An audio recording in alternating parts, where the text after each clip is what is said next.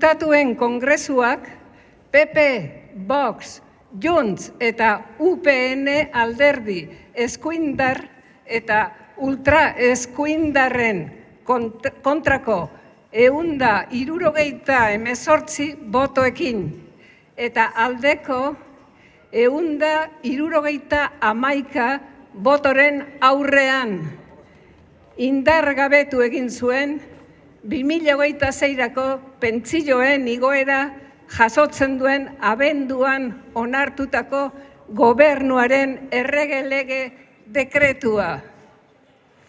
2026ko pentsioen errebalorizazioa honela zehazten zen. 2,7ko igoera pentsio orokorretarako. 7tik 11,4 artekoa gutxieneko pentsioetarako. Eta 11,4koa kotizazio gabekoetarako eta bizitzeko gutxieneko diru sarreratako. Igoera horiek urtarrileko pentsioan jada aplikatu direnak. Errege lege dekretu hau berresten ez denez, indargabetu egin dira eta otsailetik aurrera ez dute eraginik izango. Hori ahalbidetuko duen beste errege dekretu legerik aurkeztu eta onartzen ez bada. 21/2021 eta 3/2023 legeek jasotzen dutenaren arabera, aurreko urteko KPI-aren igoerarekin betetzen zuen dekretuak pentsioen errebalorizazioa.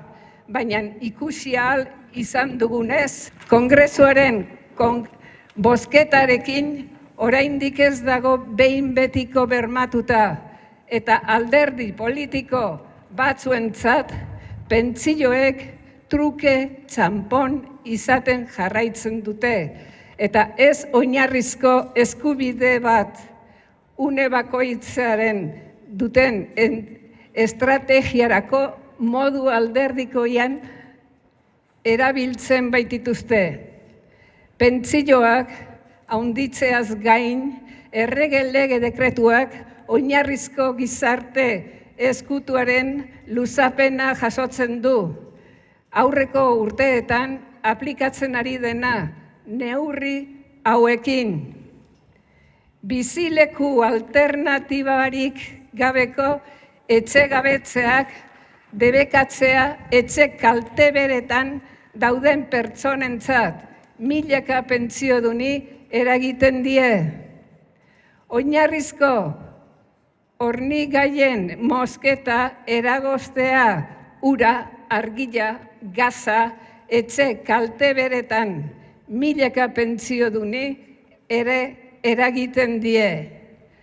Luzatu eginda bonu sozial elektrikoko deskontuaren luzapena. Oso errenta txikiak dituzten familiarentzat.